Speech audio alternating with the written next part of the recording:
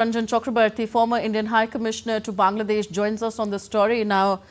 Welcome, sir, to the program. Could you tell us more about this student uprising, the students against discrimination, and something about Nahid Islam, the political background of him, who is set to launch his new political party in Bangladesh?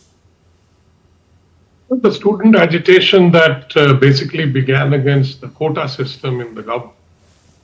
I mean, off and on it has happened since 2012, but then it reached a peak in 2018 when the government of Prime Minister Sheikh Hasina withdrew the quota system. But those who were benefiting went to the High Court and got the status quo restored. Then by then the students started agitating and there were clashes and many of the students were killed. Then the Supreme Court was asked to intervene, and they scrapped the quota system, leaving only about 7% of the quota in government jobs for different categories of people. Now, after that, of course, the agitation stopped for some time, but then again it reconvened because there were others who were interested in using the agitation for the change of regime, which finally happened. Now, the student leaders and all who were participating were basically from Dhaka University and some other universities. And now then they joined the government because they were seen to have meticulously planned, according to Professor Yunus, this whole agitation, and therefore had to be rewarded. So they were rewarded with positions in the advisory or the interim government, which was formed because there was chaos after Sheikh Hasina had to leave, forced to leave actually, and so then now they have decided that since they managed to overthrow a government, so they think that they have now the traction or the support to form another party. So they have decided to form a party, as far as the news reports go. And Nahid Islam was one of the leaders who was in the government, and he has since resigned because there has been demands by the opposition parties that you can't form a new party by being in the government. So I think they have realized that they can't do that, so they are joining. They have quit the government. At least one of them. Yes. I presume some of the others will also quit to join this party. How much of a political challenge could Nahid Islam's new party, which is yet to be named, would have to the Bangladesh Nationalist Party if free and fair elections are held?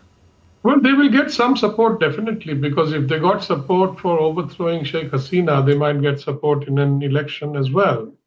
And but how many seats they will get, etc., is difficult to predict at this stage. And clearly, they see some future for themselves and their party. But it won't be very easy to organize a country-level party on a short basis, because they are thinking of elections by the end of this year, by December. So they don't have much time, really. They have, 10 months left. And to organize the party at the grassroots level, etc., is not a very easy exercise. Moreover, the requirement of funds, etc., for organizing the party and setting up the party structures and machinery, I don't know how they will get their funds. Maybe they'll get donations or students will contribute, etc. So there are a lot of ifs and buts and question mark about this new party and how it will fare. There are many others who are planning to form new parties. So it'll be it's on the electoral battlefield that it will be decided.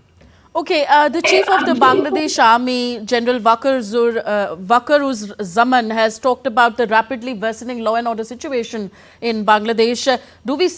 Can we see a situation arising where he could possibly take over the reins of the government?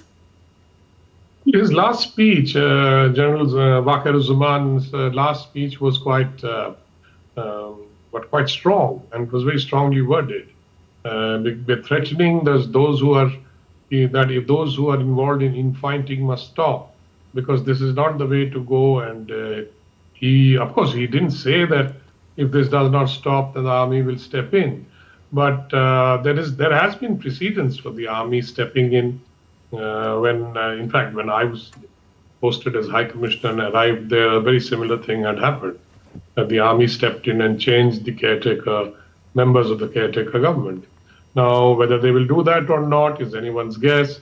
But if the law and order and all the chaotic stuff that is going on there, because the law and order is really quite bad from what I understand.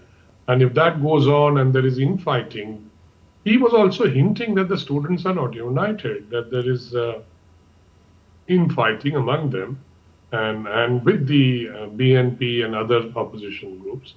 So he was warning them that if these kind of things do not stop, then perhaps the army will exercise some other options.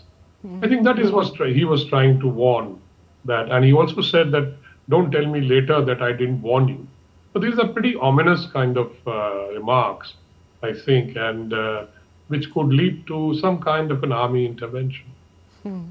We leave it here. Thank you very much, Pinak Ranjan Chakravarti ji, for sparing your time and shedding analysis on this story.